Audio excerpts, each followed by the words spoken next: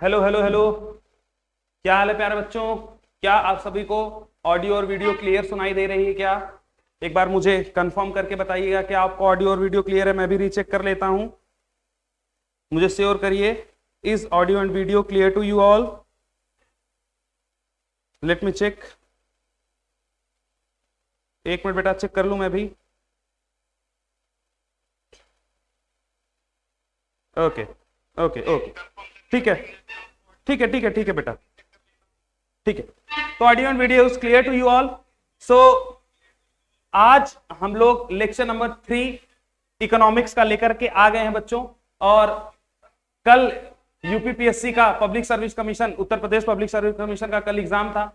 कितनों लोगों ने उस एग्जाम को अटेम्प्ट किया? कितने बच्चे उसमें बैठे थे? जरा कमेंट करके बताइए मुझे। हाँ सर, मैं उसमें प्रेजेंट था, कल का एग्जाम मैंने दिया। और लास्ट के 2 क्लासेस से ही एक क्वेश्चन आपको देखने को मिला होगा। क्या आप सभी बच्चे जो उस एग्जाम में लास्ट डे बैठे हैं, जो भी एस्पिरेंट्स लास्ट डे को एग्जाम देकर आ रहे हैं, जरा मुझे बताइएगा किन बच्चों को वो क्वेश्चन दिखा जो लास्ट के 2 क्लासेस से आपको मिला है? वो क्वेश्चन था कि अरेंज करिए जो पॉवर्टी में जो भी कमिटीज ने पॉवर्टी लाइंस को बनाई है उनका सीक्वेंस अरेंज करने को आपको पूछा हुआ था।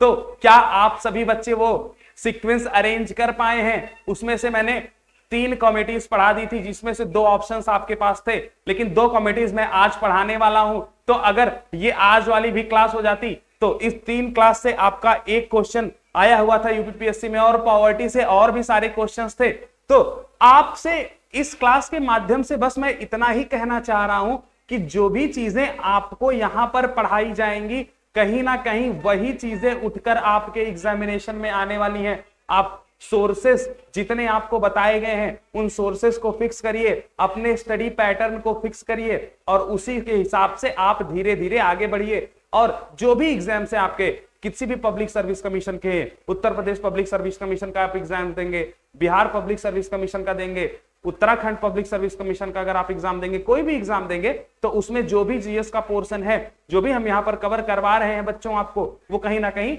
यहीं से आपको मिलने वाला है। ठीक है बेटा? तो उन कमिटीज का जो सीक्वेंस होगा, क्या आप लोग वो कर पाए थे क्या? मैं भी लास्ट में इस सेशन के एंड में आपको पेपर भी दिखाऊंगा, पेपर में वो स्पेशल क्वेश्चन भी दिखाऊंगा और आपको उसका सॉल्यूशन भी बताऊंगा। तो 2 क्वेश्चन से ही आपके एक क्वेश्चन इसमें मिल गया है, 2 क्लासेस से ही आपको एक क्वेश्चन मिल चुका है। ठीक है? तो ज्यादा देर किए बिना आज की क्लास को आगे बढ़ाते हैं और कंटिन्यू करते हैं। आज हमको क्या पढ़ना है बच्चों? तो मैंने आपको कुछ कमिटीज पढ़ाई जो कि पॉवर्टी लाइन के रिकमेंडेशन की कमिटीज हैं, पॉवर्टी लाइन की क्रिएशन की कमिटीज हैं। कौन कौन सी मैंने आपको पढ़ाया था? दांडेकर एंड रथ पढ़ा दिया था, वाई के अलग की कमेटी पढ़ा दी थी। पोस्ट इंडिपेंडेंस कमिटीज हम लोग पढ़ रहे थे ना, तो दांडेकर एंड रथ हो गया था, वाई के अलग हो गया था। नेक्स्ट लकड़ावाला की कमेटी का डिस्कशन हमने कर लिया था, स्टेट स्पेसिफिक पॉवर्टी लाइन, है ना, और अपडेशन ऑफ पॉवर्टी लाइन की चर्चा हमने कर ली थी, जिससे और एक नॉन फूड कंपोनेंट का प्राइस बढ़ा दिया था लकड़ावाला ने, उसका हमने तीनों पॉइंट हमने लकड़ावाला के डिस्कस कर लिए थे। आज की क्लास में बच्चों हमको 2 कमिटीज पढ़नी है। देखिए, सबसे पहले हमने क्या पढ़ा था? Dandekar and Rath. नेक्स्ट हमने क्या पढ़ा था? वाई के अलग। नेक्स्ट हमने क्या पढ़ा था? लकड़ावाला। नेक्स्ट आज हम क्या पढ़ने वाले हैं? तेंदुलकर की कमेटी। एंड उसके बाद जो हम पढ़ेंगे बच्चा, वो रंगराजन की कमेटी है। ये एकदम सिक्वेंशियल मैनर है, जिस जिस जिस टाइम पीरियड पर लोगों ने अपना रिकमेंडेशन दिया पॉवर्टी लाइन पर, उसी सीक्वेंस में हम उन चीजों को स्टडी कर रहे हैं। तो अगर आपने उन चीजों को पढ़ा होता, पिछली क्लास अटेम्प्ट की होती और आज क्लास शायद हो गई होती, तो आप उस क्वेश्चन को इजीली अटेम्प्ट कर सकते थे। ठीक है बेटा? यही सीक्वेंस पूछा था, तो इसी सीक्वेंस को आपको अरेंज करना था, ये आपका ऑप्शन था। ठीक है? जिसमें से हमने 3 डिस्कस कर लिया था। आज हमारा जो बेसिक डिस्कशन का पॉइंट है वो 2 चीजें हैं, एक है तेंदुलकर कमेटी और दूसरा है रंगराजन कमेटी। दोनों बहुत ही इंपॉर्टेंट कमिटीज हैं, क्योंकि मॉडर्न डे पर आज भी हम लोग कहीं ना कहीं इन्हीं कमिटीज के दिए हुए रिकमेंडेशंस को पॉवर्टी लाइन का जो मेजरमेंट है वो हम लोग कहीं ना कहीं इन्हीं कमिटीज के रिकमेंडेशन के हिसाब से करते हैं। ठीक है बेटा? तो इकोनॉमिक्स का लेक्चर नंबर 3 है, और जो हमको पढ़ना है बेटा वो सबसे पहले है तेंदुलकर कमेटी। देखिएगा, सुनिएगा मेरी बात को, तो फिर मैं आगे बढ़ूंगा। आपको मेरी बात समझिएगा। देखिए, सुरेश तेंदुलकर जी प्रोफेसर हुआ करते थे दिल्ली कॉलेज ऑफ इकोनॉमिक्स के। ठीक है? दिल्ली कॉलेज ऑफ इकोनॉमिक्स के प्रोफेसर थे मिस्टर सुरेश तेंदुलकर साहब। उन्होंने रिकमेंडेशन दिया साल 2009 में पॉवर्टी लाइन को लेकर के, जिस चीज को आज हमें डिस्कस करना है, तो सुरेश तेंदुलकर साहब के नाम पर ही ये तेंदुलकर कमेटी जो आप शब्द पढ़ते हैं वो उन्हीं के नाम पर दिया गया है, क्योंकि उन्होंने ही ये रिकमेंडेशंस दिए थे। ठीक है बेटा, तो अब ये जो तेंदुलकर साहब की रिकमेंडेशन थी, जो रंगाराजन साहब की रिकमेंडेशन थी, ये जो पुरानी हमारे पॉवर्टी लाइन की जो रिकमेंडेशंस है उससे कहीं ना कहीं बहुत अलग है। पुरानी जो कन्वेंशनल पॉवर्टी लाइन है, कहीं ना कहीं वो केवल और केवल कैलोरी बेस्ड पॉवर्टी लाइन थी और ज्यादा साइंटिफिक बेसिस नहीं था उनमें। लेकिन तेंदुलकर साहब में और रंगाराजन साहब की जो पॉवर्टी लाइन है वो मोर साइंटिफिक बेसिस पे है, मोर मॉडर्न है। मतलब आज के समय पर हम ज्यादातर अगर हम पॉवर्टी लाइन को मेजर कर सकते हैं तो इन्हीं के रिकमेंडेशन पर कर सकते हैं। बोली बात समझ में आ रही है क्या? तो कन्वेंशनल मेथड, क्लासिकल मेथड को छोड़कर आज हम पढ़ते हैं, आज हम जिन पॉवर्टी लाइन के रिकमेंडेशंस को मानते हैं, अज्यूम करते हैं, वो कहीं ना कहीं तेंदुलकर और रंगाराजन के साहब की पॉवर्टी लाइन है। तो क्या इन्होंने क्या चीज नया किया, उस पर हम लोग जानने का प्रयास कर रहे हैं आज की क्लास में। जरा एक बात बताना, अगर मैं तुमसे बोलता हूं बेटा एक आप क्या बनाइए, पीएलबी बनाइए। पीएलबी बनाना आपको आता है बेटा? पीएलबी क्या होता है बच्चों? Poverty line basket. मैं आपसे कहूं कि जरा एक पीएलबी बनाओ, तो क्या तुम पीएलबी बना सकते हो क्या? बिल्कुल आसानी से बना सकते हो। कैसे बनाओगे? देखो, तुम पीएलबी में क्या क्या रखते हो? बास्केट है, उसमें जो आपकी एकोमोडिटीज है उसको आप रखते हैं। जैसे आप क्या रख देंगे? हेल्थ केयर रख सकते हैं भैया। एक जैसे ये पीएलबी किसके लिए बनाया जा रहा है पहले उसको बता देता हूं। 5 persons in a house hold in a month, मतलब 5 आदमी का मतलब 5 लोगों का परिवार एक महीने में कितना कंजम्पशन करता है, कितना एक्सपेंडिचर करता है, कंजम्पशन एक्सपेंडिचर, उसी के हिसाब से हम एक पॉवर्टी लाइन बास्केट का क्रिएशन कर रहे हैं। तो एक आदमी हेल्थ पर खर्चा कर सकता है, एजुकेशन पर खर्चा कर सकता है। अच्छा और बताओ किस पर कर सकता है? सर ट्रांसपोर्ट पर खर्चा कर सकता है। सर आज हम लोग मॉडर्न हो चुके हैं तो बिना इंटरनेट का काम नहीं चल रहा है, तो आप लोग बोलेंगे कि सर इस पे इंटरनेट भी जरा जोड़ दीजिए, सर जो इंटरनेट है वो भी आप जरा उसमें ऐड कर दीजिए। सर चलो भाई तुम्हारी बात मान लिया। अच्छा और क्या तुम ऐड करवा सकते हो? क्या कोई और भी चीज है क्या? तुम कहोगे सर प्रॉपर ड्रिंकिंग वाटर की व्यवस्था करवाइए। सर किसी भी नॉर्मल लाइफ को जीने के लिए प्रॉपर ड्रिंकिंग वाटर की भी आवश्यकता होना आवश्यक है। और क्या होना चाहिए? आप कहेंगे सर प्रॉपर सैनिटेशन होना चाहिए किसी भी घर में। तो आप ये मैं स्पेलिंग पर ध्यान नहीं देना है, वो एक्यूरेट चीजें नहीं लिख रहा हूं। तो ये सारी वो एकोमोडिटीज हैं जो आप किसी भी बेसिक 5 लोगों के परिवार में देखना चाहते हैं। अब आप करेंगे क्या? पर मंथ पर इस पर कितना खर्चा हो रहा है, इस पर कितना खर्चा हो रहा है, सारे एक्सपेंसेस आप ऐड करेंगे, सम अप करेंगे और उनका एक नेट अमाउंट निकाल कर आप ले आएंगे। जो आपका नेट अमाउंट होगा उसी को आप क्या बोल देंगे? पॉवर्टी लाइन, या फिर वही आपका बेसिस हो जाएगा। अच्छा ये जो आपने बास्केट बनाया है इसमें आपका नॉन फूड कंपोनेंट ही आपने ऐड किया, तो कहीं ना कहीं आप फूड कंपोनेंट भी ऐड कर सकते हैं कि आप क्या आटा दाल चावल गेहूं वगैरह खा सकते हैं, तो फूड का कंपोनेंट भी आप उसमें ऐड अप कर लीजिए कि उसका कितना खर्चा आ रहा होगा। अच्छा जी जरा मेरी बात को सुनिएगा, कुछ ऐसी चीजें हैं जिनको आप हर मंथ कंज्यूम नहीं कर सकते। जैसे मैं अगर आपसे बोलूं कि आपका बच्चा स्कूल जाता है, तो स्कूल जाने के लिए जो उसकी फीस लगती है वो पर मंथ लगती है, लेकिन जो उसके स्कूल में उसका ड्रेस लगता है वो हर मंथ नहीं लगता, वो साल में एक बार लगता है। अच्छा जी, अच्छा ऐसे ही और एग्जांपल समझिएगा। अगर मैं आपसे बोलूं कि आपने हेल्थ केयर यहां पर क्यों रखा है, कि आप हर महीना डॉक्टर के पास जाते हैं, चेकअप्स करवाते हैं, रिपोर्ट्स निकलवाते हैं क्या?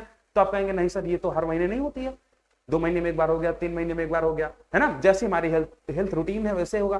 तो ये जो चीजें हैं, कई चीजें ऐसी हैं जो आप हर महीने नहीं कर सकते, तो आप पर मंथ के बेसिस पर उनका आप पीएल में इंट्रोडक्शन कैसे कर रहे हैं? अगर आप उनको पर मंथ खर्चा ही नहीं कर पा रहे हैं तो पर मंथ कंजम्पशन एक्सपेंडिचर के हिसाब से आप उनका प्राइसिंग कैसे ऐड कर रहे हैं? इस चीज को जरा समझिएगा।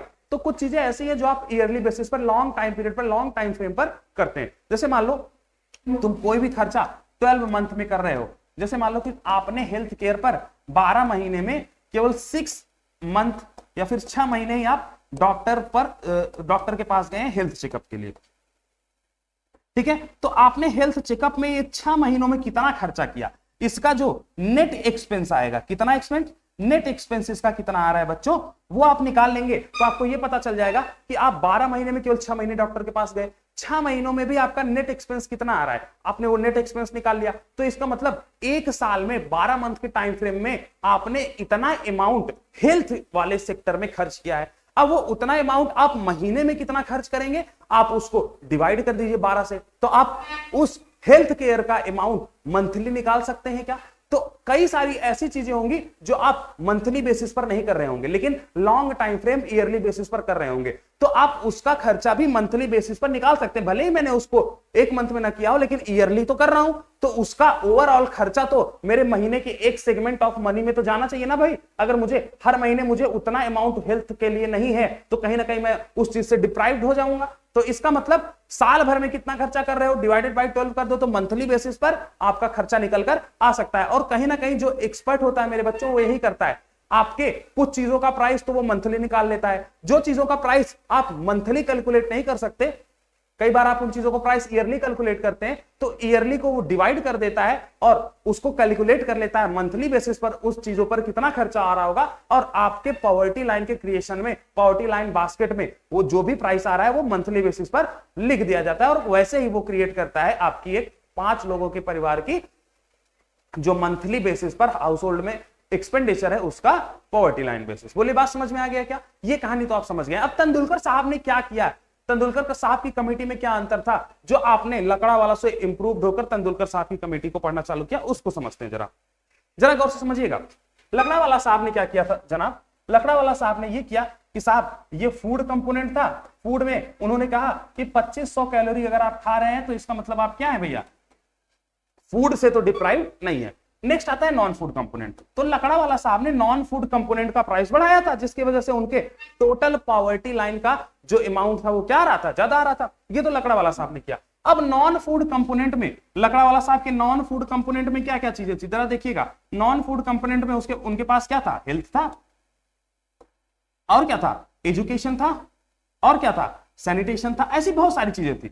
देखिएगा, अब ट्रांसपोर्ट हो गया, हेल्थ हो गया, एजुकेशन हो गया, सैनिटेशन हो गया, ये सारी बहुत सारी चीजें जो नॉन फूड कंपोनेंट पे थी। उन्होंने क्या किया, उन्होंने कहा गवर्नमेंट जिन चीजों को free of cost her person को अवेलेबल करा रही है, हम उस प्राइसेस को जीरो कर देंगे। लकड़ावाला साहब की बात मैं कर रहा हूं भैया, अभी मैं तेंदुलकर की बात नहीं कर रहा हूं, लकड़ावाला। उन्होंने क्या किया, उन्होंने कहा कि हेल्थ तो गवर्नमेंट का काम है देना, प्राइमरी हेल्थ केयर पर आप जाइए, आपका मुफ्त में इलाज होगा। तो मैं इस चीज को अपने पॉवर्टी लाइन के क्रिएशन में, पॉवर्टी लाइन के बास्केट में रखूंगा। क्यों? क्योंकि मैं पॉवर्टी लाइन गरीब के लिए निकालना चाह रहा हूं, और गरीब के पास सुविधा गवर्नमेंट ने दे रखी है, तो मैं उसका प्राइस जीरो कर देता हूं। सिमिलरली उन्होंने कहा एजुकेशन के लिए आपके पास प्राइमरी स्कूल्स हैं, वहां पर आपकी फ्री ऑफ कॉस्ट एजुकेशन है, तो उन्होंने एजुकेशन का प्राइस, हेल्थ केयर का प्राइस क्या कर रखा है, जीरो कर रखा है। तो लकड़ावाला साहब ने कुछ अकोमोडिटीज का प्राइस जिसको गवर्नमेंट पे करती है अपने लोगों को अपलिफ्ट करने के लिए, उसको उन्होंने क्या कर दिया, जीरो कर दिया। तेंदुलकर साहब ने यही देखा। तेंदुलकर साहब ने क्या कहा, तेंदुलकर साहब ने बोला कि जरा हाउस होल्ड कंजम्पशन एक्सपेंडिचर सर्वे को देखते हैं। तो तेंदुलकर साहब ने HCES के डाटा को देखा। जब तेंदुलकर साहब ने HCES के डाटा को देखा तो उनको पता चला कि भले ही कोई गरीब है, ये क्या है, हाउस होल्ड कंजम्पशन एक्सपेंडिचर सर्वे। तो उन्होंने इसके डाटा को जब देखा तो उनको पता चला कि कितना भी गरीब से गरीब आदमी हो, वो कुछ ना कुछ अमाउंट अपने हेल्थ चेकअप पर देता ही है। जैसे गरीब है लेकिन वो गया, कहां पर गया, सरकारी हॉस्पिटल में। अब सरकारी हॉस्पिटल में तो वो चला गया, लेकिन उसको वहां पर डॉक्टर ही अवेलेबल ना दिखा। अब अगर उसको वहां पर डॉक्टर ही अवेलेबल नहीं है तो सोचकर देखिए, ये तो इमरजेंसी की का टाइम है ना, तो क्या वो वेट करेगा कि डॉक्टर साहब आए तब इलाज होगा? नहीं, वो कहां पर चला जाएगा, एक प्राइवेट हॉस्पिटल में चला जाएगा। भले ही गवर्नमेंट ने उसको ये व्यवस्था दी है कि आपको free of cost health care दिया जाएगा, लेकिन बावजूद इसके वो पुअर होते हुए भी हेल्थ केयर पर कुछ ना कुछ एक्सपेंस कर रहा है। सिमिलरली भले ही एजुकेशन पर गवर्नमेंट ने फ्री कर रखा है, लेकिन बावजूद इसके उसका कुछ ना कुछ एक्सपेंस एजुकेशन पर उसके बच्चे के लिए हर महीने जा ही रहा है। इसका मतलब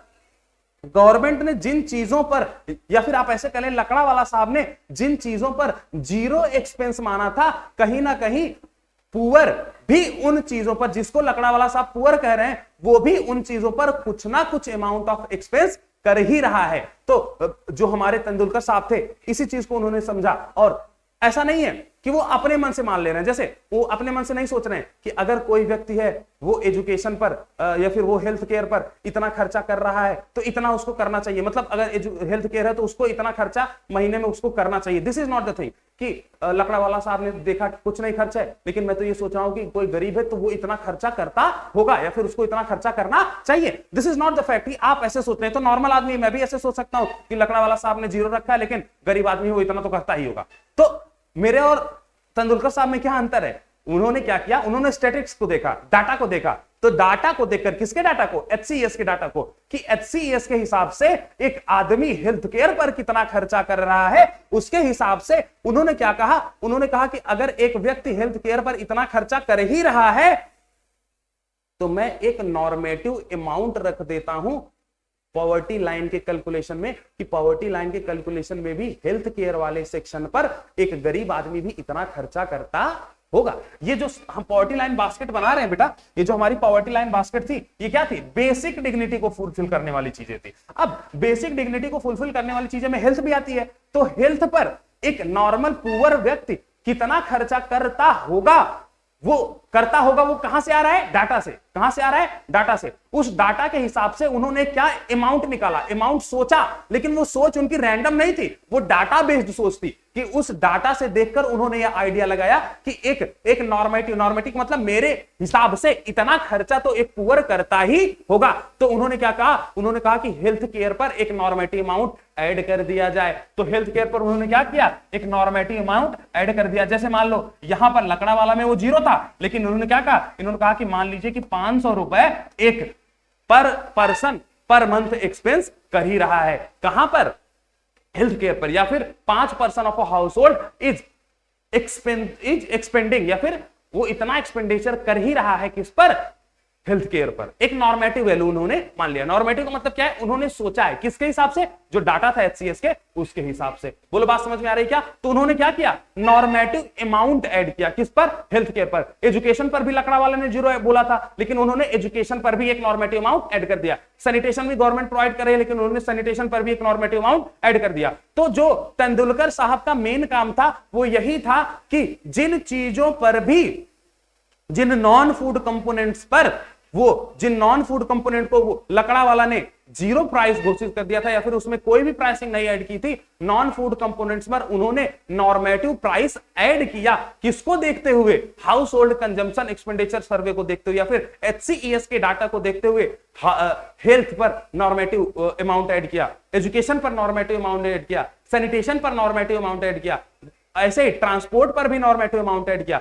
तो हाउस होल्ड कंजम्पशन एक्सपेंडिचर सर्वे को देखते हुए तेंदुलकर साहब ने जो नॉन फूड कंपोनेंट के प्राइसेस थे उस पर नॉर्मेटिव अमाउंट ऐड करने का काम किया, जो कि मोर साइंटिफिक, मोर मॉडर्न, मोर रियलिस्टिक है। किसके लिए? पॉवर्टी लाइन को कैलकुलेशन करने के लिए। इसी वजह से तेंदुलकर साहब की जो पॉवर्टी लाइन है वो मोर इफेक्टिव, मोर रियलिस्टिक लगती है। क्यों मोर रियलिस्टिक लगती है बच्चों? क्योंकि वो उस पर हम एक रियलिस्टिक अमाउंट रख रहे हैं। भाई हेल्थ पर 0 खर्चा थोड़ी करता है गरीब, कुछ ना कुछ तो खर्चा करता ही है, तो कुछ ना कुछ कितना करता होगा वो उन्होंने सोचा और उसको अपने पॉवर्टी लाइन के बेसिस में रख दिया, पॉवर्टी लाइन बास्केट पर रख दिया और उसको क्या कर दिया? सम अप कर दिया। क्या आप मेरी बात समझ पा रहे हैं बच्चों? बोलिए, आपके कमेंट जरा देख लूं।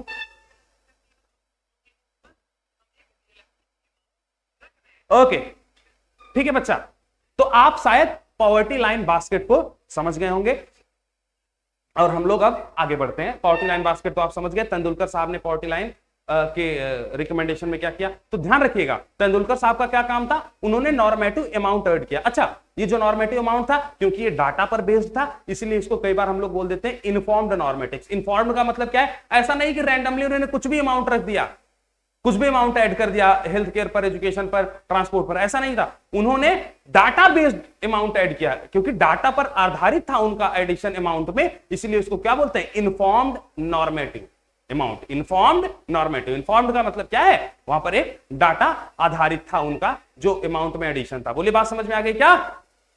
यहां तक है कहानी क्लियर? चलिए तेंदुलकर का कहानी पढ़िए, अब आपको क्लियरली समझ में आ जाएगा कि तेंदुलकर साहब ने क्या काम किया। जरा देखिएगा। Tendulkar observed the HCES data and find out that those categorized as poor do possess some expenses on items such as education, healthcare, drinking water, sanitation, etc. इसका मतलब क्या है? तेंदुलकर साहब ने बोला कि भले ही कोई गरीब है, भले ही कोई पुअर है, लेकिन वो कुछ ना कुछ अमाउंट इन चीजों पर, हेल्थ केयर पर, ड्रिंकिंग वाटर पर, सैनिटेशन पर, एजुकेशन पर खर्च करता है, जो कि लकड़ावाला साहब ने क्या कर दिया था? 0 घोषित कर दिया था।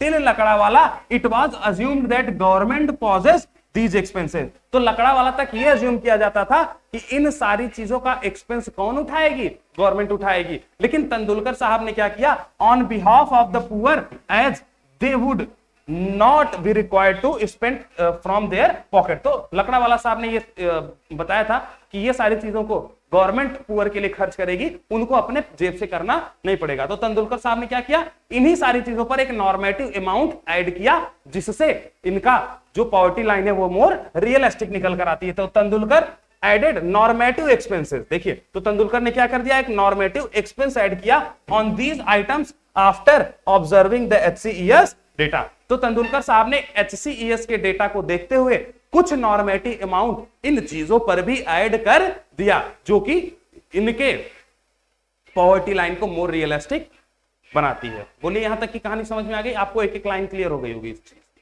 आगे बढ़े क्या? ठीक है, नेक्स्ट स्लाइड पर बढ़ते, थोड़ा पानी पी लेता हूं बेटा, है ना।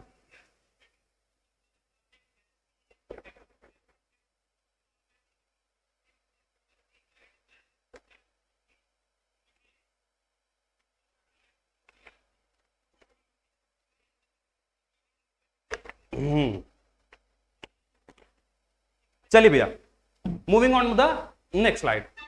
तो तेंदुलकर की कहानी आपको समझ में आ गई होगी। रंगा राजन साहब की अब पॉवर्टी लाइन को एक्सेस करते हैं कि रंगा राजन साहब का क्या खास बात था।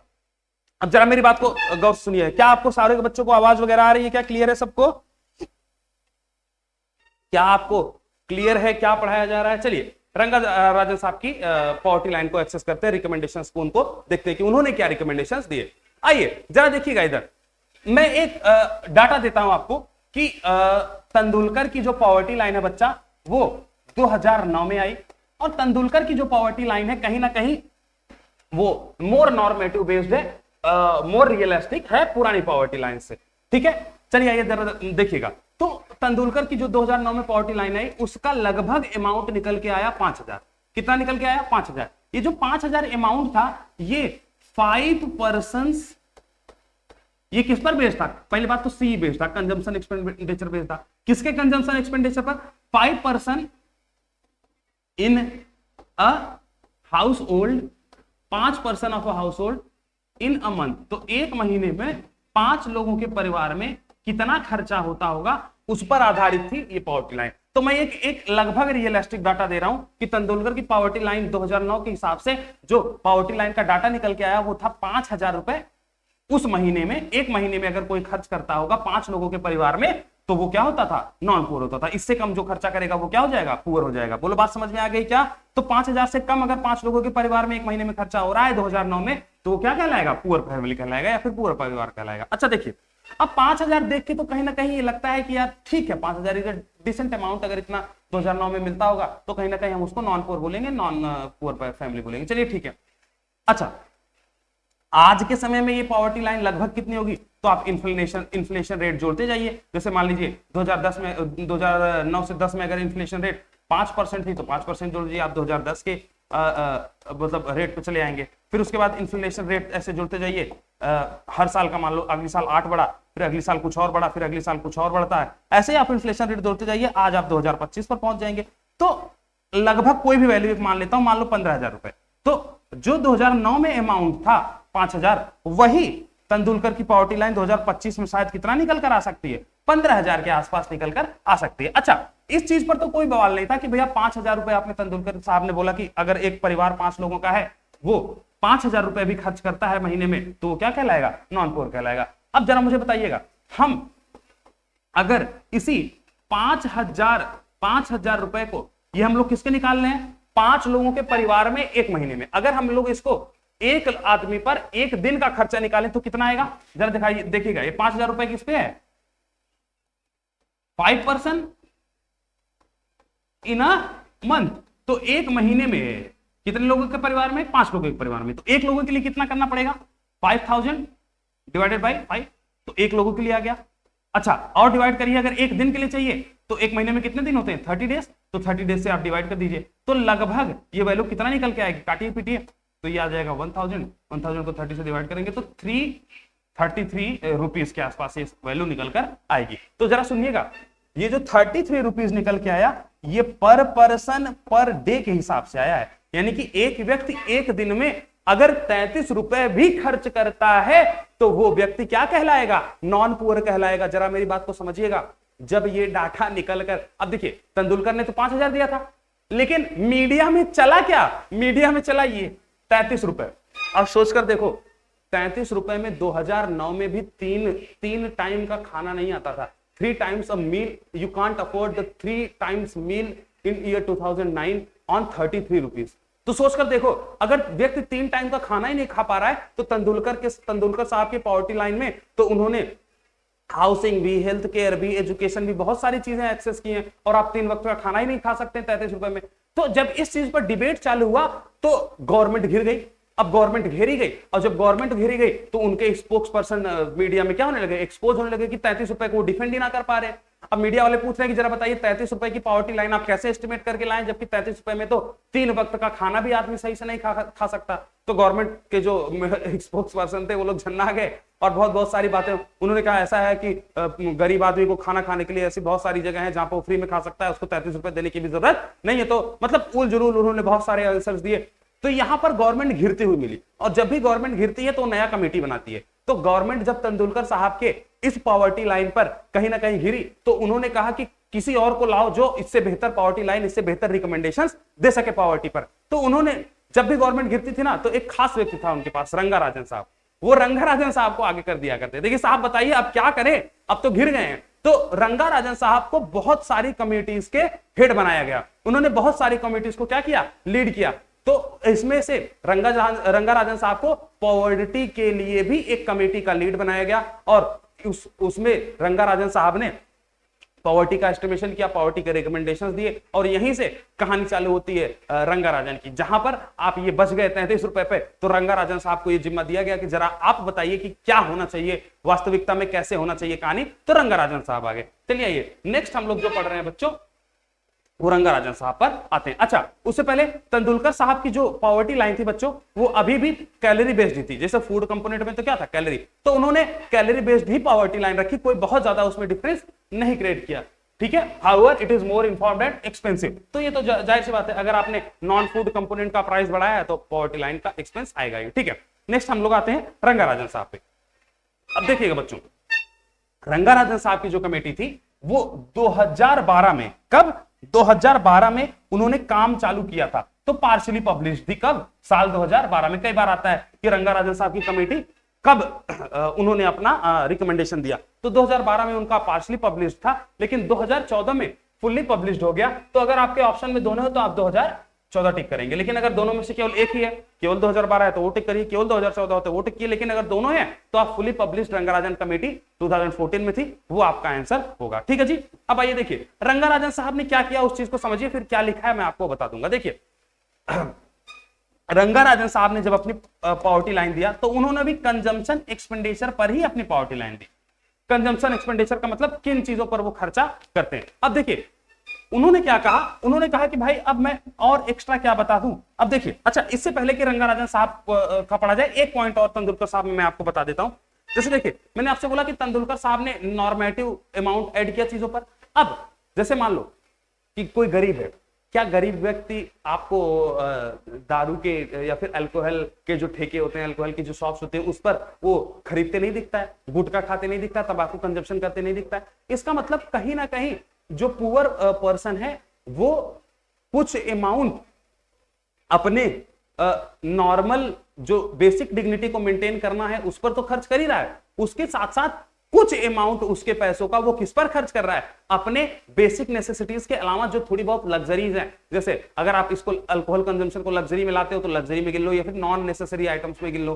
तंबाकू को नॉन नेसेसरी आइटम्स में गिन लो। एंटरटेनमेंट पे भी कुछ पैसा खर्च कर रहा है तो उसको नॉन क्या बोलते हैं, नॉन नेसेसरी आइटम्स में गिन लो। तो तेंदुलकर साहब ने क्या कहा, उन्होंने कहा नेसेसरी आइटम्स को तो मैं फूड और नॉन फूड में कैलकुलेट कर ही रहा हूं, उसके साथ साथ जो ये नॉन नेसेसरी आइटम्स हैं उसको भी आप नॉन फूड में कंक्लूड कर लीजिए। मतलब उन्होंने कहा कि ये मेरा टोटल पॉवर्टी लाइन बास्केट है जिस पर मैं पॉवर्टी लाइन बना रहा हूं, ये मेरा फूड कंपोनेंट है, ये मेरा नॉन फूड कंपोनेंट है। नॉन फूड कंपोनेंट में ये नेसेसरी आइटम्स हैं, ये क्या है, नॉन नेसेसरी आइटम्स है, दोनों को रख लीजिए। और इस पर भी मैं नॉर्मेटिव अमाउंट ऐड कर देता हूं कि वो महीने में कितना खर्च करता होगा। हाँ, क्योंकि हाउस होल्ड कंजम्पशन एक्सपेंडिचर सर्वे में यह दिखाया गया कि एक व्यक्ति उस पर भी, मतलब जो नॉन नेसेसरी आइटम्स हैं उस पर भी खर्चा कर रहा है, तो उन्होंने कहा कि नॉन नेसेसरी आइटम्स भी उसके पॉवर्टी लाइन में ऐड किया जाएगा, लेकिन उतना नहीं जितना HCES का डाटा कहता है, उतना नहीं, एक नॉर्मेटिव अमाउंट ही, मतलब एक मिनिमम। जैसे मान लो कि अगर उसमें कोई व्यक्ति अल्कोहल कंजम्पशन में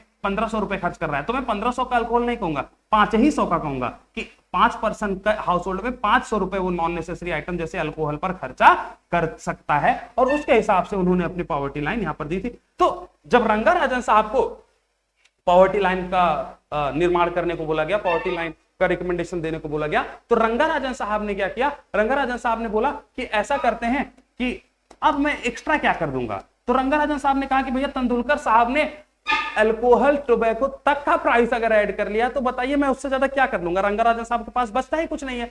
तो रंगाराजन साहब ने क्या कहा कि ऐसा करते हैं कि जो कंजम्पशन एक्सपेंडिचर बेस्ड पर हम लोग पॉवर्टी लाइन एक्सेस करते थे उसको 2 हिस्सों में तोड़ा जाए। तो he divided the poverty line into 2 bases. उन्होंने कहा कि ठीक है साहब, जो नेसेसरी आइटम्स थे वो तो ठीक है, जो नॉन नेसेसरी आइटम्स है उसको इधर रखिए। ये जो नेसेसरी और नॉन नेसेसरी का डिवीजन है ये तेंदुलकर साहब ने अलग से नहीं किया था, उन्होंने अपने ऊपर ही, मतलब नॉन उसी में ऐड कर दिया था। अब देखिएगा नेसेसरी और नॉन नेसेसरी आइटम में क्या है, यहां पर जो नेसेसरी आइटम है उसमें आपका आ जाएगा फूड और नॉन फूड कंपोनेंट। फूड में क्या आ जाएगा बच्चा, जो आपका वही आ गया आटा दाल चावल गेहूं। अच्छा, जो फूड कंपोनेंट है उसको भी रंगाराजन साहब ने डिवाइड कर रखा है। जैसे देखना मैं इसको थोड़ा और अच्छे से बनाता हूं तो तुमको और क्लियरिटी आएगी। देखिएगा, तो उन्होंने कहा कि ये जो पॉवर्टी लाइन है उस पर मैं 2 चीजों में रखता हूं, एक नॉर्मेटिव मतलब किस पर उसको खर्चा करना चाहिए, और एक मैं तोड़ लाता हूं बिहेवियरल। क्या रख देता हूं, बिहेवियरल। मतलब पॉवर्टी लाइन पर मैंने 2 एस्पेक्ट बना दिए। नॉर्मेटिव का मतलब उस पर किस पर उस व्यक्ति को खर्चा करना चाहिए अगर वो गरीब है। बिहेवियरल मतलब वो और भी किन चीजों पर अपनी आदतों के कारण खर्चा कर रहा है, तो उसको उन्होंने बोल दिया बिहेवियरल एस्पेक्ट। अच्छा, ये जो बिहेवियरल एस्पेक्ट है ये भी कहीं ना कहीं डाटा से ही डिराइव्ड है, ऐसा नहीं खुद से सोच नहीं रहे हैं, वो डाटा देख रहे हैं कि HCES के डाटा में एक हाउस होल्ड में कोई व्यक्ति किन किन चीजों पर खर्चा वो कर रहा है, क्या इंटरटेनमेंट पर खर्चा कर रहा है, क्या अल्कोहल पर खर्चा कर रहा है, क्या टोबैको पर खर्चा कर रहा है क्या। तो ये जो बिहेवियरल एस्पेक्ट है ये कहीं ना कहीं उन चीजों से ही डिराइव्ड है। तो रंगाराजन साहब ने 2 चीजों में तोड़ दिया पॉवर्टी लाइन को। उन्होंने कहा नॉर्मेटिव मतलब किस पर खर्चा करना चाहिए, बिहेवियरल मतलब और किन चीजों पर जो नॉन नेसेसरी है उस पर वो और किन चीजों पर खर्चा कर रहा है। तो रंगाराजन साहब ने बेसिकली पॉवर्टी लाइन का जो मेजरमेंट था उसको 2 चीजों में डिवाइड कर दिया, एक नॉर्मेटिव असेसमेंट किया और एक बिहेवियरल एक्सपेंडिचर रखा, normative expenditure and behavioural expenditure. Normative में उनके पास 2 कंपोनेंट थे, एक फूड कंपोनेंट था और एक नॉन फूड कंपोनेंट था। तो जो फूड और नॉन फूड कंपोनेंट थे वो तो इधर आ गए। अच्छा, जो फूड वाले कंपोनेंट थे उसको भी उन्होंने डिवाइड कर रखा। उन्होंने कहा केवल एनर्जी पर कहानी नहीं चलेगी कि आपने 2500 कैलोरी खा लिया, नहीं, आपके खाने में कितना प्रोटीन है, कितना फैट है या फिर कितना लिपिड है, उससे कितना एनर्जी मिल रही है, उस चीज को भी उन्होंने डिवाइड किया। तो ध्यान रखिएगा, रंगाराजन साहब ने जो नॉर्मेटिव वाला पार्ट रखा था उसमें जो फूड वाला सेक्शन था, फूड वाले सेक्शन में भी उन्होंने अलग अलग कैटेगरीज तोड़ रखी थी। केवल 2500 कैलोरी मिलने से आपका काम नहीं चलेगा, उस 2500 कैलोरी में प्रॉपर अमाउंट ऑफ प्रोटीन है कि नहीं जितना चाहिए, प्रॉपर अमाउंट ऑफ फैट है कि नहीं जितना चाहिए, एनर्जी जितना चाहिए उतना है कि नहीं। तो इसका मतलब उन्होंने एनर्जी वाले सेक्शन को 2500 कैलोरी को भी अलग अलग न्यूट्रिशन फैक्टर्स में डिवाइड कर रखा है। अच्छा, नॉन फूड कंपोनेंट में तो क्या क्या कहानी आ जाएगी भाई, हेल्थ आ जाएगा, एजुकेशन आ जाएगा, ट्रांसपोर्ट आ जाएगा, और भी सारी जो बेसिक फैसिलिटीज उसको चाहिए फूड और नॉन फूड को मिलाकर जिससे उसका पॉवर्टी लाइन बास्केट क्रिएशन होता है, वो सारी चीजें उन्होंने उस फूड और नॉन फूड कंपोनेंट में रख दिया और कहा कि ये नॉर्मेटिव बेस्ड है। मतलब ये नॉर्मेटिव है, मैंने ये देखा है कि बाकी सारे लोग ऐसे मतलब फूड और नॉन फूड कंपोनेंट में रख रहे हैं, तो मैंने भी ये चीजों को ऐसे ही रखा है। अच्छा, बिहेवियरल एस्पेक्ट उन्होंने क्या रखा, उन्होंने कहा कि अगर एक व्यक्ति अपने हेल्थ केयर पर कितना खर्चा करता है, मान लो कि अगर एक व्यक्ति अपने हेल्थ केयर पर नॉर्मेटिव वे में 500 रुपए, मतलब तेंदुलकर साहब ने कहा कि वो 500 रुपए अपने हेल्थ केयर पर खर्चा करता है, तो रंगाराजन साहब ने उसको देखा, एस्टिमेट किया, कहां से, डाटा से। किस डाटा से, HCES के डाटा से। उन्होंने देखा कि ये 500 नहीं 1000 रुपए हेल्थ केयर पर एक नॉर्मल व्यक्ति खर्चा कर रहा है, तो अगर उसका जो नॉर्मेटिव अमाउंट है वो 500 है, तो कहीं ना कहीं मैं बिहेवियरल अमाउंट में जो हेल्थ केयर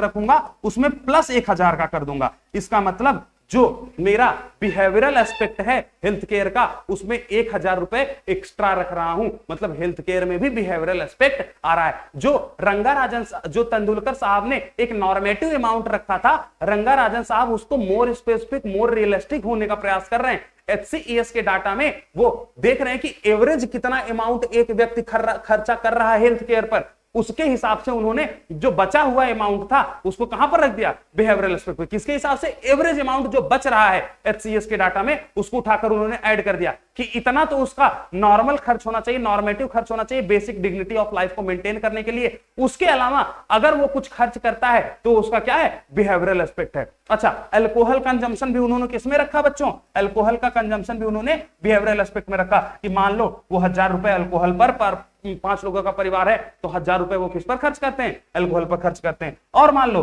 अगर आप गौर से जाएंगे तो कितना भी गरीब का घर हो, उसमें टीवी की डिशेस जरूर लगी होंगी, डिश टीवी हो गई, वीडियोकॉन हो गई, वो सारी यहां पर जरूर दिखने को आपको मिलेंगी। इसका मतलब वो गरीब है, इसका मतलब ऐसा नहीं कि उसको इंटरटेनमेंट का अधिकार नहीं है, वो भी तो इंटरटेनमेंट करता होगा। इसका मतलब भले ही उसके बेसिक डिग्निटी ऑफ लाइफ के जीने के लिए इंटरटेनमेंट नहीं चाहिए, लेकिन वो इंटरटेनमेंट पर खर्चा तो कर रहा है, लेकिन वो जो खर्चा आ रहा है वो कहां पर जोड़ा इन्होंने, बिहेवियरल एस्पेक्ट में, कि मान लो 500 रुपए पर मंथ अपने इंटरटेनमेंट वाले अमाउंट के लिए क्या कर रहा है, खर्च कर रहा है। तो ध्यान से समझिएगा, जो हमारे रंगाराजन साहब थे, उन्होंने जो पॉवर्टी लाइन का रिकमेंडेशन था, पॉवर्टी लाइन का क्रिएशन था, उन्होंने दो फॉर्म में, दो भागों में इसको बांट दिया। एक नॉर्मेटिव था और दूसरा था behavioural aspect, normative aspect and behavioural aspect. Normative aspect में जो फूड वाला सेक्शन था उसको भी उन्होंने डिवाइड किया अलग अलग एनर्जी के सोर्सेस से, कि प्रोटीन इतना होना चाहिए, फैट इतना होना चाहिए, लिपिड इतना होना चाहिए, एनर्जी का अमाउंट इतना होना चाहिए। इसका मतलब ही डिवाइडेड द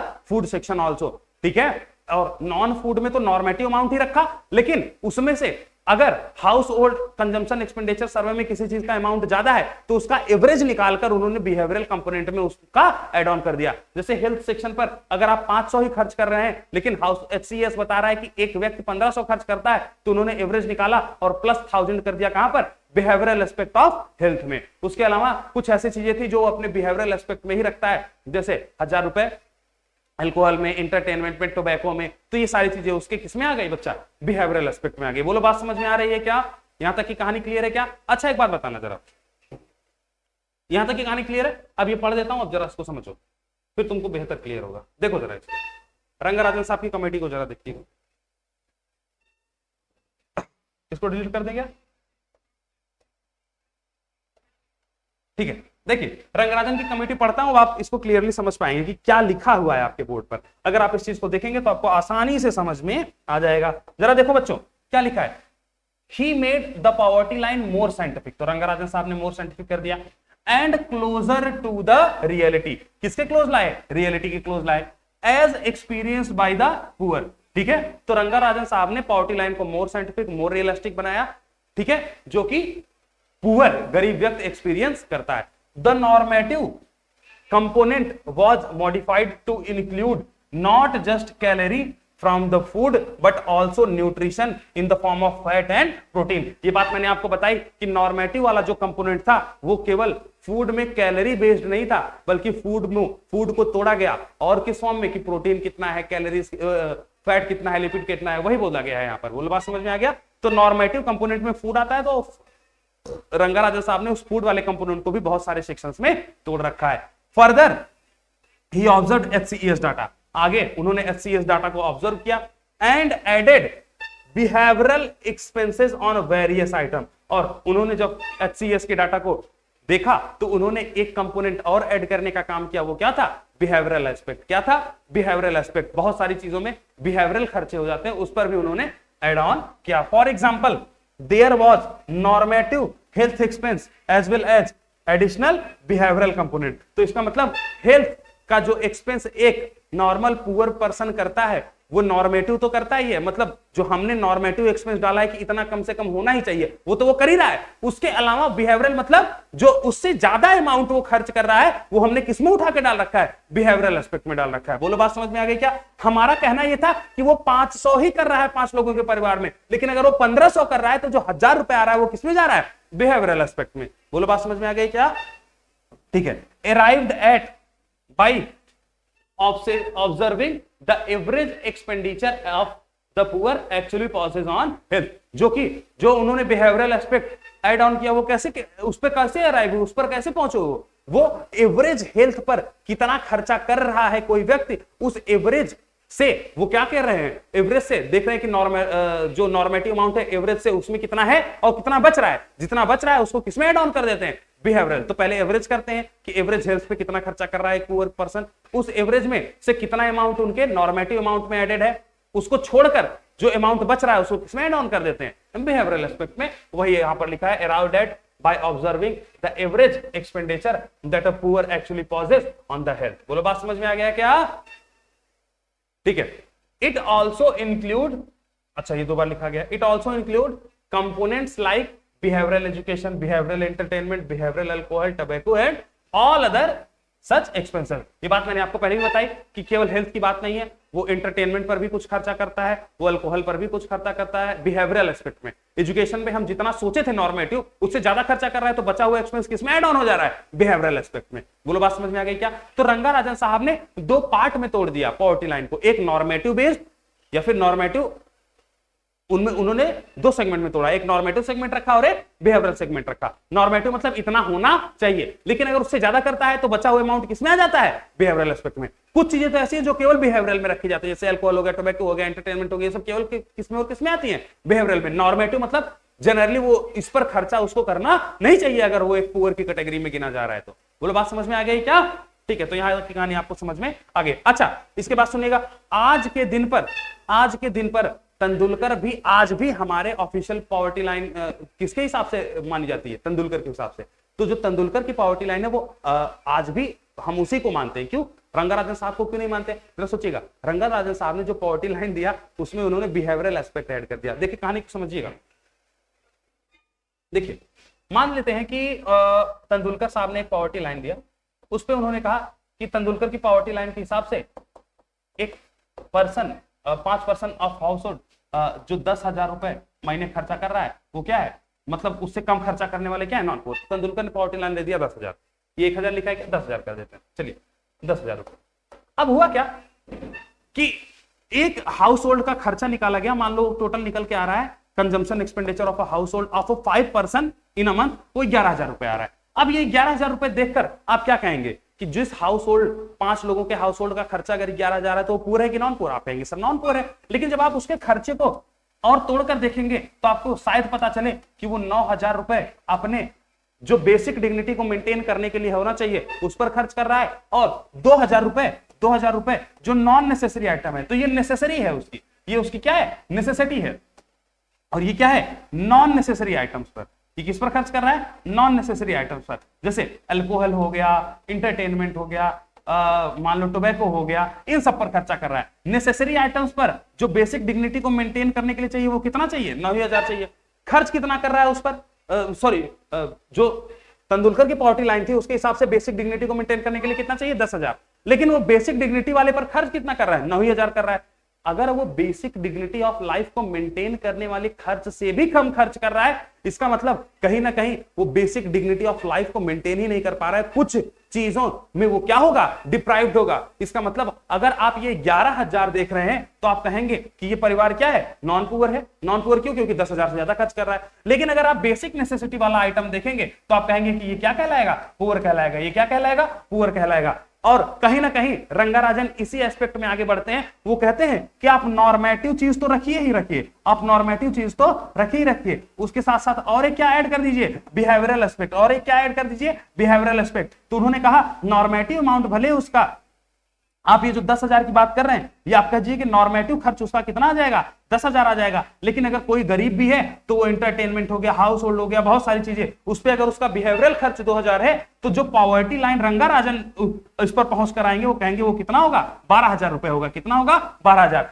तो तेंदुलकर साहब 10,000 कह रहे हैं और रंगाराजन साहब इस 10,000 प्लस बिहेवियरल का खर्चा निकालकर टोटल कितने पे पहुंच जा रहे हैं, 12,000 पर। तो जरा समझिएगा, जिस पॉवर्टी लाइन को तेंदुलकर साहब के हिसाब से 10,000 में देखा जा रहा है, उसी पॉवर्टी लाइन को अगर रंगाराजन निकालते तो 12,000 पर पहुंचते, और 12,000 से अगर आप इस हाउस होल्ड को देखोगे तो कितना खर्चा कर रहा है, 11,000। इसका मतलब अगर आप रंगाराजन साहब के हिसाब से देखेंगे तो ये क्या कहलाएगा, देखिए रंगाराजन के हिसाब से कितना खर्च करना चाहिए, 12,000, खर्च कितना कर रहा है 11,000, तो ये क्या है, पुअर है, ये क्या है, पुअर है। लेकिन अगर आप इसको तेंदुलकर साहब के हिसाब से देखेंगे तो 10,000 इसको खर्च करना चाहिए, खर्च कितना कर रहा है 11,000, तो क्या हो जाएगा, नॉन पुअर। तो यहां पर रंगाराजन साहब थोड़ा सा मोर रियलिस्टिक हो गए, क्योंकि उन्होंने क्या एक और एस्पेक्ट जोड़ दिया, बिहेवियरल एस्पेक्ट, क्या और एड ऑन कर दिया, बिहेवियरल एस्पेक्ट। लेकिन जरा गौर से समझिएगा, क्योंकि हम लोगों ने बिहेवियरल एस्पेक्ट को ऐड ऑन करने दिया रंगाराजन साहब को, वो मोर रियलिस्टिक तो हो गए, लेकिन कहीं ना कहीं उनकी जो पॉवर्टी लाइन थी वो मोर कॉम्प्लेक्स हो गई।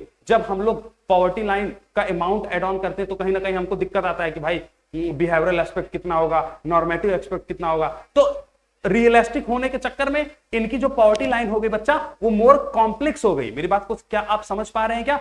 इसी वजह से कहीं ना कहीं हम इनके पॉवर्टी लाइन को आज के दिन पर नहीं मानते। और आप खुद भी सोचिए ना कि पॉवर्टी लाइन जो पुअर है उसको पहले तो अपने बेसिक डिग्निटी ऑफ लाइफ को मेंटेन करना चाहिए। अगर वो उतना मेंटेन कर रहा है तब कहीं ना कहीं उसको नॉन नेसेसरी आइटम्स पर आगे बढ़ना चाहिए। लेकिन अगर वो नॉन नेसेसरी आइटम्स को कंज्यूम करते हुए अपने बेसिक डिग्निटी को मेंटेन नहीं कर रहा है तो कहीं ना कहीं ये कमी किसकी है, उस पर्टिकुलर फैमिली या फिर उस पर्टिकुलर इंडिविजुअल की है, जो कि तेंदुलकर साहब ने जिसको अपने पॉवर्टी लाइन में इंक्लूड नहीं किया था। जो कि रंगाराजन साहब ने कहा कि बिहेवियरल एस्पेक्ट इज, या फिर आप ऐसे कर लें कि behavioural aspect should come in the role when the basic dignity of life should be maintained. जब किसी का बेसिक डिग्निटी मेंटेन है तब भाई बिहेवियरल एस्पेक्ट लाओ ना। अगर आप बेसिक डिग्निटी ऑफ लाइफ को ही मेंटेन नहीं कर पा रहे तो आप बिहेवियरल एस्पेक्ट की चर्चा ही क्यों करते हैं, उस पर खर्चे करने की बात ही क्यों करते हैं? तो कहीं ना कहीं जो तेंदुलकर साहब की पॉवर्टी लाइन थी वो मोर ऑफन मोर सही मानी गई। और आज के दिन पर हमारा जो ऑफिशियल पॉवर्टी लाइन है वो भी किसका है, तेंदुलकर साहब की पॉवर्टी लाइन। यही कहानी कही गई अगले पेज में। तो ये जो आप बिहेवियरल एस्पेक्ट देखे, इससे रंगाराजन साहब को एक लीड मिली, एक उनका मतलब उनके वर्क को सही माना गया। लेकिन ऑफिशियली आज हमारा पीएल कौन है, तेंदुलकर साहब, क्योंकि कहीं ना कहीं वो बिहेवियरल एस्पेक्ट को ऐड करते हुए आपकी पॉवर्टी लाइन का अमाउंट भी क्या हो जाएगा, ज्यादा हो जाएगा, जो कि सही बात नहीं है। जिससे तेंदुलकर साहब को क्या माना गया, मोर सही माना गया, मोर ट्रू माना गया। बोले बात समझ में आ गई क्या? इसलिए आज के दिन पर ऑफिशियल पॉवर्टी लाइन किसका माना जाता है, तेंदुलकर साहब का माना जाता है। तो लास्ट लाइन जब आप देखेंगे तो यही लिखा है, Tendulkar is still our official PL not Rangarajan. तो तेंदुलकर साहब आज भी हमारे ऑफिशियल पॉवर्टी लाइन कहा जाता है, जबकि नॉट रंगाराजन साहब को ये नहीं बोला जाता। बोली बात समझ में आ गई क्या? ठीक है, अब अगली बात आती है। एक बात समझिएगा, ये जो भी पॉवर्टी लाइंस हम बनाते हैं बच्चा, ये कैसे बनता है? जो भी पॉवर्टी लाइंस हम बनाते हैं ये कहीं ना कहीं हमको समय समय पर अपडेट करती रहनी चाहिए, या फिर हम इसको कैसे बनाते हैं, डाटा से बनाते हैं, डाटा कलेक्शन पर ध्यान देते हैं। तो एक बात सोचिएगा, अगर हमारे डाटा कलेक्शन में प्रॉब्लम आ जाए तो कहीं ना कहीं जो पॉवर्टी लाइन पर हम पहुंचेंगे वो भी गड़बड़ाएगी। तो इसका मतलब डाटा कलेक्शन जितना एक्यूरेट होगा, उसमें जितनी एक्यूरेसी होगी, उसमें से निकलने वाली जो पॉवर्टी लाइन आएगी, उससे जो पॉवर्टी लाइन एस्टिमेशन होगा वो उतना ही परफेक्ट होगा, उतना ही रियलिस्टिक होगा। इसका मतलब किसी भी सर्वे के लिए, किसी भी चीज के रिकमेंडेशन के लिए आपका जब डाटा कलेक्शन होगा वो बहुत ही अच्छा होना चाहिए। इसका मतलब डाटा कलेक्शन के चीजों को हमको इंप्रूव करना होगा। और तेंदुलकर ने, रंगाराजन ने डाटा के कलेक्शन को कैसे इंप्रूव किया जाए इसको भी बताया। मेरी बात को समझिएगा, मैं आपसे एक प्रश्न पूछता हूं कि ये बताओ तुम 1 किलो आलू पर कितना खर्चा करते हो, तो तुम्हारा क्या जवाब होगा कि सर जरा टाइम पीरियड तो बताइए ना, एक दिन में 1 किलो आलू पे कितना खर्च करते हैं, या फिर 1 महीने में आलू पे कितना खर्च करते हैं, या फिर 1 साल में आलू पे कितना खर्च करते हैं। जरा बताइए कि सर आलू पे आप अगर बोल रहे हैं कि कितना खर्च करते हो तो टाइम पीरियड बताओ। इसका मतलब आप कोई भी चीज पर अगर एक्सपेंडिचर कर रहे हैं तो कहीं ना कहीं आप उसका टाइम फ्रेम जानने का प्रयास कर रहे होंगे। तो एक्सपेंडिचर 2 चीजों पर डिपेंड करता है, एक उसकी प्राइस क्या है, दूसरा उसका टाइम फ्रेम क्या है। बोले बात समझ में आ रही है क्या? तो समझना, जो आलू था वो मोर ऑफन, आप अगर आपसे पूछा जाए कि आप 1 महीने में आलू में कितना खर्च करेंगे या फिर 1 साल में आलू में कितना खर्च करेंगे, तो आपको क्या बताना ज्यादा आसान होगा? 1 महीने में कितना खर्च करूंगा ये बता दूंगा सर, साल भर का तो पता नहीं आलू में कितना खर्च करता हूं। लेकिन अगर वही मैं आपसे पूछूं कि जरा बताओ तुम एक जूते पर महीने में कितना खर्च करते हो और 1 साल में महीने में कितना खर्च करते हो, तो दोनों क्वेश्चन में अंतर समझिएगा। आलू के बारे में जब मैंने आपसे पूछा तो आपको महीने में बताना आसान था, लेकिन जूते के बारे में अगर वही सेम क्वेश्चन पूछूंगा तो जूते का खर्च महीने में देना मुश्किल है लेकिन साल भर में देना आसान है। तो इसका मतलब जिन चीजों के फ्रीक्वेंसी ऑफ कंजम्पशन ज्यादा है, जैसे आलू के फ्रीक्वेंसी ऑफ कंजम्पशन ज्यादा है, तो जिन चीजों का फ्रीक्वेंसी ऑफ कंजम्पशन ज्यादा है बच्चों उसको हम लोग क्या कर सकते हैं, उसको बताना हमारे लिए उतना ही आसान है। मेरी बात को समझ पा रहे हैं क्या? उसके लिए हमको अमाउंट निकालना उतना ही आसान है। और जिस चीजों का फ्रीक्वेंसी ऑफ कंजम्पशन कम है, जैसे जो हमारा जूता है उसका फ्रीक्वेंसी ऑफ कंजम्पशन क्या है, कम है, तो हम ये कह सकते हैं कि जिसके फ्रीक्वेंसी ऑफ मतलब जूता अगर हम लोग उस पर क्या खर्च कर रहे हैं, उसको कम फ्रीक्वेंसी में खर्च मतलब कम फ्रीक्वेंसी ऑफ कंजम्पशन है हमारा, तो उसको हमारे लिए उसका रिकॉल पीरियड या फिर उसका टाइम फ्रेम क्या होना चाहिए, ज्यादा होना चाहिए। तो दो चीजें हैं, जिसका परचेजिंग फ्रीक्वेंसी या फिर जिसके ऊपर एक्सपेंस करने का फ्रीक्वेंसी ज्यादा है उसका टाइम फ्रेम कम होना चाहिए। अरे भाई आलू को हम लोग ज्यादा खरीद रहे हैं मतलब तो उसका टाइम फ्रेम क्या करेंगे, कम। लेकिन जूता हम लोग कम खरीद रहे हैं तो उसका टाइम फ्रेम क्या होना चाहिए, ज्यादा। ये बात आप लोग ध्यान देंगे, जिसका परचेजिंग फ्रीक्वेंसी क्या है, ज्यादा है, उसमें जो टाइम फ्रेम आएगा वो कम आएगा, और जिसका परचेजिंग फ्रीक्वेंसी ज्यादा है या फिर जिसका परचेजिंग फ्रीक्वेंसी कम है उसका टाइम फ्रेम ज्यादा आएगा। इस बात को ध्यान रखिएगा, ठीक है बच्चों। चलिए तो एक बात समझना, जैसे यहीं से हमारा आता है रिकॉल पीरियड की कहानी। रिकॉल पीरियड क्या है बच्चों, कि आप किसी भी आइटम पर कितना खर्चा करते हैं, किस टाइम फ्रेम में। आलू पर आप पर मंथ खर्चा कर रहे हैं, लेकिन वहीं आप जूते पर ईयर में खर्चा कर रहे हैं, तो रिकॉल पीरियड आपको ध्यान होना चाहिए। तो जो HCES house hold consumption expenditure सर्वे है, वो उसका रिकॉल पीरियड वो एक रिकॉल पीरियड पर आप, एक मिनट थोड़ा सा इश्यू है, कोई आ गया है, बट ठीक है मैं सर को, सर क्या हुआ, चलिए ओके एक मिनट बच्चों, ये लीजिए। हाँ जी, थोड़ा सा ग्लिच, वो घबराना नहीं, सर आ गए थे, कुछ उनको चीजों का रिक्वायरमेंट था। तो हम क्या चर्चा कर रहे थे बच्चों, रिकॉल पीरियड की कहानी। रिकॉल पीरियड क्या है बेटा, कि आप किस चीज पर कितने टाइम फ्रेम में खर्चा कर रहे हैं। अब जब HCES ने अपना डाटा निकाला, हाउस होल्ड कंजम्पशन एक्सपेंडिचर सर्वे ने अपना डाटा निकाला, तो उसने क्या किया, उसने एक ही रिकॉल टाइम पीरियड में चीजों से सर्वे किया। लोगों के पास गया, क्वेश्चन पूछा, तो एक ही रिकॉल पीरियड रखा। मेरी बात को समझिए, एक ही टाइम फ्रेम रखा, उसमें कोई कितना खर्चा करता है उसी हिसाब से उसने डिसाइड कर लिया कि हाँ भैया इस चीज पर इतना खर्चा होता है, इस चीज पर इतना खर्चा होना चाहिए। मेरी बात समझ में आ रही क्या? लेकिन तेंदुलकर साहब ने डाटा के कलेक्शन को और एक्यूरेट बनाने के लिए ये जो टाइम फ्रेम था इसको बढ़ाया। टाइम फ्रेम को ही क्या बोलते हैं, रिकॉल पीरियड बोलते हैं। तो तेंदुलकर साहब ने रिकॉल पीरियड को बढ़ाया। अब सोचना, जो HCES था उसने एक ही टाइम फ्रेम में सर्वे किया, एक ही टाइम फ्रेम के हिसाब से वो पॉवर्टी लाइन को डिसाइड करता है, तो इसी टाइम फ्रेम के इसी रिकॉल पीरियड को बोलते हैं यूनिफॉर्म रिकॉल पीरियड। मतलब एक ही टाइम पीरियड में ही आपका कैलकुलेशन किया गया है। दूसरी बात समझिएगा, तेंदुलकर साहब ने डाटा के एक्यूरेसी को, डाटा को और अच्छा बनाने के लिए, डाटा कलेक्शन को और इंप्रूव करने के लिए रिकॉल पीरियड को बढ़ाया। उन्होंने क्या बोला, तेंदुलकर साहब ने बोला कि ऐसा करते हैं, रिकॉल पीरियड को बढ़ा देते हैं। रिकॉल पीरियड को कैसे बढ़ा दिया जाए, ऐसा करो कि एक जो रिकॉल पीरियड होता था उसको दो भागों में तोड़ दो, दो रिकॉल पीरियड कर देते हैं। दो रिकॉल पीरियड में क्या कर देंगे, ऐसा करो कि एक हफ्ते में एक बार देखो कितना खर्चा हो रहा है, फिर एक महीने में कितना खर्चा हो रहा है। मेरी बात को समझिएगा, HCES ने एक ही रिकॉल पीरियड रखा जिसको बोला गया यूनिफॉर्म रिकॉल पीरियड। तेंदुलकर साहब ने ये जो खर्चा था इसको दो भागों में डिवाइड कर दिया। उन्होंने कहा कि जो आपका रिकॉल पीरियड है उसको दो पार्ट्स में डिवाइड करते हैं। दो पार्ट्स में कैसे डिवाइड करते हैं बच्चों, एक आप रखिए कि एक मंथ में कितना खर्चा हो रहा है और एक वीक में कितना खर्चा हो रहा है, तो इसको बोलते हैं सेकंड रिकॉल पीरियड। तेंदुलकर साहब ने लाया, इसको बोलते हैं MRP या फिर मिक्स्ड रिकॉल पीरियड। ध्यान रखिएगा, unified recall period then mixed recall period, ये क्या था, सेकंड RP। किसने लाया, तेंदुलकर साहब ने, रिकॉल पीरियड को दो हिस्सों में तोड़कर। अब जब रंगाराजन साहब ने आया, उन्होंने कहा कि रिकॉल पीरियड को और बढ़ाते हैं। उन्होंने क्या किया, एक हफ्ते में रिकॉल पीरियड तोड़ा, रिकॉल पीरियड को तीन भागों में तोड़ा, एक हफ्ते में, एक महीने में, 6 महीने में। तो रिकॉल पीरियड को तीन भागों में तोड़ा गया, एक हफ्ते में, एक महीने में और 6 महीने में। इसको बोला गया थर्ड RP। क्या बोला गया, थर्ड RP या फिर MMRP। ध्यान समझिएगा, पहला था URP, HCES करता था, फिर तेंदुलकर साहब ने दो भागों में तोड़ा। दो भागों में दो कौन कौन से भाग हो गए बेटा आपके रिकॉल पीरियड के, एक वीक और एक मंथ। फिर आगे आपके रंगाराजन साहब, उन्होंने रिकॉल पीरियड को तीन भागों में तोड़ दिया, बोला गया थर्ड RP। थर्ड RP को क्या बोला गया, थर्ड RP कितने भागों में तोड़ा, एक मंथ सॉरी, या फिर आप कह लीजिए एक वीक, एक मंथ और 6 मंथ। बोली बात समझ में आ रही है क्या? जो थर्ड RP थी इसको बोला गया MMRP। क्या बोला गया, MMRP या फिर मॉडिफाइड मिक्स्ड रिकॉल पीरियड। तो मेरी बात को समझिएगा, किसी भी चीज का जब आप एक्सपेंडिचर नापते हैं तो उसका एक टाइम फ्रेम होता है, उसका एक रिकॉल पीरियड होता है। उस रिकॉल पीरियड को जब HCES नापता था तो एक ही नापता था, उसको बोलते थे यूनिफॉर्म रिकॉल पीरियड। देन उसके बाद तेंदुलकर साहब आ गए, उसको दो भागों में तोड़ दिया गया, एक वीक और एक मंथ, बोला गया सेकंड RP या फिर mixed recall period MRP। Then हमारे रंगाराजन साहब आ गए, रिकॉल पीरियड को और बढ़ा दिया गया, ये थर्ड RP थी।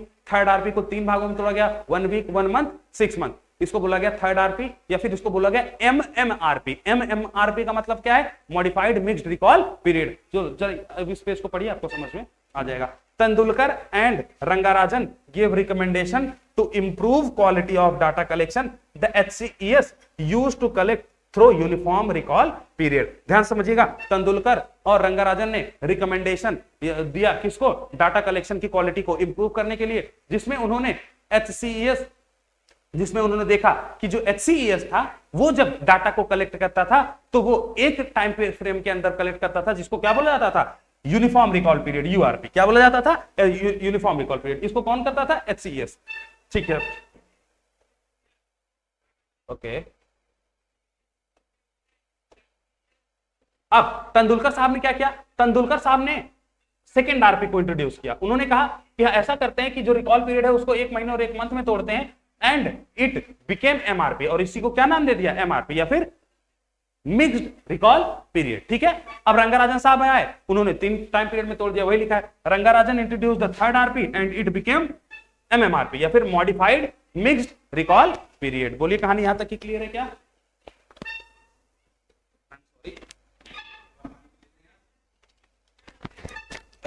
बोलो, यहां तक की कहानी क्लियर है सारे बच्चों को? क्या एक बार स्लाइड्स को रिव्यू कर दिया जाए, एक बार फिर से बैक करके दिखा दिया जाए आपको?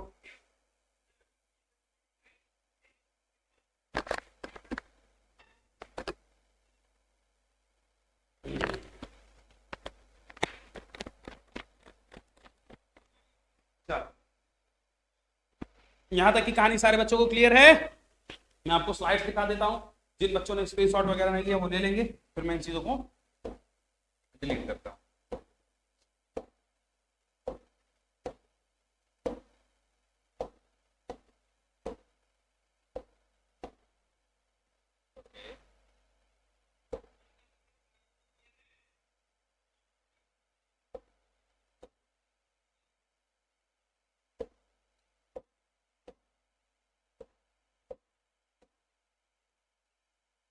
हाँ ठीक है, तो आज हमने क्या क्या डिस्कशन किया मैं यहाँ पर आपको दिखा देता हूँ। तो ये हमारा लेक्चर आज चालू हुआ। इसके बाद हमने सबसे पढ़ा तेंदुलकर की कमेटी, उसके चीजों के बारे में बताया। तेंदुलकर साहब का खास बात क्या था? उन्होंने हर चीजों पर एक नॉर्मेटिव अमाउंट का क्या किया था? एडिशन किया था, वो उनका खास बात था। फिर उसके बाद क्या आ गया? तेंदुलकर साहब की poverty line colour based PP हमने पढ़ लिया। फिर रंगाराजन साहब की कमेटी आई, पार्शली पब्लिश 2012 में थी, फुल्ली पब्लिश कब हो गई? 2014 में हो गई। देन उन्होंने, उनका खास बात क्या था? उन्होंने एक बिहेवियरल एस्पेक्ट भी रखा था। अरे आई एम सॉरी, उन्होंने क्या रखा था? एक बिहेवियरल एस्पेक्ट रखा था, जो उनकी क्या थी? खास बात थी। ये बात आप लोग ध्यान रखिएगा। नॉर्मेटिव के साथ साथ उन्होंने बिहेवियरल एस्पेक्ट भी रखा था। आगे बढ़ जाए। ठीक है, ये वही कहानी लिखी हुई है। तो तेंदुलकर ही हम आज भी हमारा ऑफिशियल पीएल है। ठीक है, फिर हमारे जो पॉवर्टी लाइन के डाटा कलेक्शन है उसको इंप्रूव करने के लिए 3 आरपीस दी गई हैं, यूआरपी, एमआरपी और एमएमआरपी। उस चीज के बारे में चर्चा की गई है। ठीक है, किसने क्या क्या दिया उस चीज का कहानी यहाँ पर आपके लिखा हुआ है बोर्ड पर। ये सारी स्लाइड्स आपके बोर्ड पर आ गई हैं। तो अब मैं रिवर्स कर देता हूँ कि भाई आप फिर से चला देता हूँ। देखिएगा, ये आपकी फर्स्ट स्लाइड है, then this one is second. सब लोग स्क्रीनशॉट लेते जाइएगा। Then third one, then the fourth one, then the fifth one, then ठीक है। चलिए, तो आज के लिए यहाँ तक कि हमारा डिस्कशन कंप्लीट हुआ है। नेक्स्ट क्लास में हम लोग इंटरनेशनल पॉवर्टी लाइन पर डिस्कस करेंगे। फिलहाल मैं उस क्वेश्चन को पढ़ देता हूँ आप लोगों के लिए, जो क्वेश्चन हमने कल यूपीपीसीएस का डिस्कस हमें करना था। देखिएगा, मैं क्वेश्चन पढ़ता हूँ, आपको आप लोगों को दिखाने का प्रयास भी करता हूँ, अगर वो आपके स्क्रीन पर प्रॉपरली आ जाए तो। मैं क्वेश्चन पढ़ देता हूँ, आप लोग सुनिएगा। कंसीडर द फॉलोइंग कमिटी, ध्यान सुनिएगा, क्वेश्चन क्या कर रहा है? Consider the following committee relating to poverty, मतलब जो भी कमिटीज दी गई है पॉवर्टी से related, and arrange their information in correct chronological order. तो जो भी पॉवर्टी से रिलेटेड कमिटीज हैं उनको करेक्ट क्रोनोलॉजिकल ऑर्डर में अरेंज करना था। 4 ऑप्शन है आपके पास, लकड़ावाला, रंगाराजन, तेंदुलकर एंड दांडेकर एंड। बोलो, क्या अरेंज कर सकते हो? क्या आसान है क्वेश्चन? क्वेश्चन दिखा दूं? देखो, वेट करो 1 मिनट, थोड़ा पास आने पड़ेगा। 1 मिनट रुकिएगा बेटा। हाँ जी, रुको, देखो जरा क्वेश्चन देखना 111। अगर आपको दिख रहा है प्रॉपरली तो बोलो भैया, दिख रहा है? दिख रहा है क्या क्वेश्चन? क्लियरली दिख रहा है? थोड़ा सा ब्लर आ रहा है क्योंकि कैमरा के बहुत पास आ गया हूं, घबराने की जरूरत नहीं है। देखिए चारों ऑप्शंस दिख रहे हैं आपको। सबसे पहला तो आपको अरेंज करना है। अरेंज किसमें करना है? कौन सा सिक्वेंशियल क्रोनोलॉजिकल ऑर्डर होगा? तो सबसे पहले कौन आया था? डांडेकर एंड रथ। देन उसके बाद कौन आए थे? लकड़ा वाला, इस ऑप्शन के हिसाब से। Then Tendulkar and then Rangarajan. तो सबसे पहले फोर्थ ऑप्शन हो जाएगा, है ना, Dandekar and Rath. Then Lakdawala is the first one, then Tendulkar is the third one and the second one is Rangarajan. तो 4 1 then 3 then 2. This was the question asked in the UP PCS 2025. तो जब अभी कल ही का एग्जाम हुआ है तो UP PCS 2025 का ये क्वेश्चन था। आपको इतने डेप्थ में पढ़ाया गया कि आपको ये चीजें तो आसानी से आनी चाहिए। सबसे पहले डांडेकर एंड रथ ने रिकमेंडेशन दिया कि कैलोरी बेस्ड पॉवर्टी लाइन होनी चाहिए 2500 कैलोरी। फिर वाई के अलग ने उसको सेपरेट किया। वाई के अलग ने सेपरेट करने के बाद लकड़ा वाला साहब ने 3 अलग अलग कहानियां बताई कि स्टेट स्पेसिफिक पीएल होना चाहिए, है ना, नॉन फूड कंपोनेंट का प्राइस बढ़ा दीजिए और आप जो भी आपका पॉवर्टी लाइन है उसको आप अपडेट करते रहिए। देन हम पढ़े तेंदुलकर साहब की पॉवर्टी लाइन। तेंदुलकर साहब ने कहा कि आपके जो भी चीजों को आप पॉवर्टी लाइन में इंक्लूड करते हैं उस पर एक नॉर्मेटिव अमाउंट और ऐड कर दीजिए HCS के डाटा को देखते हुए। फिर हमारे आगे रंगाराजन साहब। रंगाराजन साहब ने क्या बोला कि जो भी आप नॉर्मेटिव अमाउंट ऐड करते हैं वो तो ठीक है, उसके अलावा एक बिहेवियरल एस्पेक्ट भी रखिए पॉवर्टी लाइन का। नॉर्मेटिव और बिहेवियरल 2 एस्पेक्ट रखते हुए उन्होंने पॉवर्टी लाइन निकाला, जिससे पॉवर्टी लाइन का प्राइस और भी बढ़ जाता है। फिर उसके बाद आपको आया डाटा कलेक्शन का बात कि डाटा कलेक्शन की एफिशिएंसी को कैसे बढ़ाया जा सकता है। तो आपको पता चला कि HCS URP का चर्चा करता है। उसके बाद तेंदुलकर साहब ने MRP का चर्चा किया कि आप जो ये रिकॉल पीरियड है उसका टाइम बढ़ा दीजिए, कि कोई भी चीज का एक्सपेंडिचर कितने टाइम पीरियड में किया जा रहा है उसका आप टाइम फ्रेम डिवाइड कर दीजिए। तो 1 मंथ और 2 भागों में आपका डिवाइड किया गया रिकॉल पीरियड, तो उसको बोला गया सेकंड RP और उसी का नाम रखा गया MRP, mixed recall period. Then Rangarajan साहब ने 3 भागों में रिकॉल पीरियड को बांटा और इसको बोला गया third RP, modified mixed recall period. तो ये MMRP इसको बोला गया। तो यहां तक आपकी कहानी हो गई है और शायद आप इस क्वेश्चन को बहुत ही इजीली कर लेते। ये तो बहुत ही सिंपल था। अब आपको ये नहीं याद करना था कि कौन कब डेट पे आया, कौन 2009 पे, कौन 2007 में। No, this is not been required over here. The conceptual part is आपको ये पता था कि किससे कौन सी पॉवर्टी लाइन डिराइव्ड है। अगर आपको ये कहानी पता थी तो आप इस क्वेश्चन को आसानी से टैकल कर लेते। मेरी बात को समझ पा रहे हैं क्या? तो यहां तक आपके पॉवर्टी लाइन की कहानियां थी। कमिटीज का जो हमने डिस्कशन किया वो यहां तक था। नेक्स्ट क्लास में हम लोग इंटरनेशनल पॉवर्टी लाइन की चर्चा करेंगे कि वर्ल्ड बैंक के हिसाब से पॉवर्टी लाइन कैसे क्रिएट की जाती है, क्या होती है, उस पर हम लोग चर्चा करेंगे। चलिए आज की क्लास को यहाँ पर समाप्त करते हैं। लगभग घंटे भर की आसपास की क्लास हो गई हमारी, ठीक है। तो यहाँ पर इस क्लास को फिनिश किया जाए, लेक्चर को बंद करते हैं और मिलते हैं आपसे नेक्स्ट क्लास में। तब तक के लिए हंसते रहिए, मुस्कुराते रहिए। और भी पॉवर्टी पे क्वेश्चंस थे, लेकिन फिलहाल जो हमने पढ़ाए उस पे ये डायरेक्ट क्वेश्चन था तो मैंने आपको वो दिखा दिया, ठीक है। घबराने की जरूरत नहीं है, ऐसे ही क्वेश्चंस आते हैं, आसान से आते हैं। अगर आप चीजों को पढ़े होंगे तो आपके लिए हर एक चीज क्या हो जाएगी, आसान हो जाएगी। चलिए ठीक है, मिलते हैं आपसे नेक्स्ट क्लास में। तब तक के लिए हंसते रहिए, मुस्कुराते रहिए, इसी तरह से हमारे साथ बने रहिए, ठीक है। शुक्रिया, देखते रहिए हमारा channel charge up classes CUC। तो मिलते हैं आपसे नेक्स्ट क्लास में। तब तक के लिए टाटा, नमस्कार, बाय बाय, जय हिंद बेटा, ठीक है। Will meet in the next class, bye.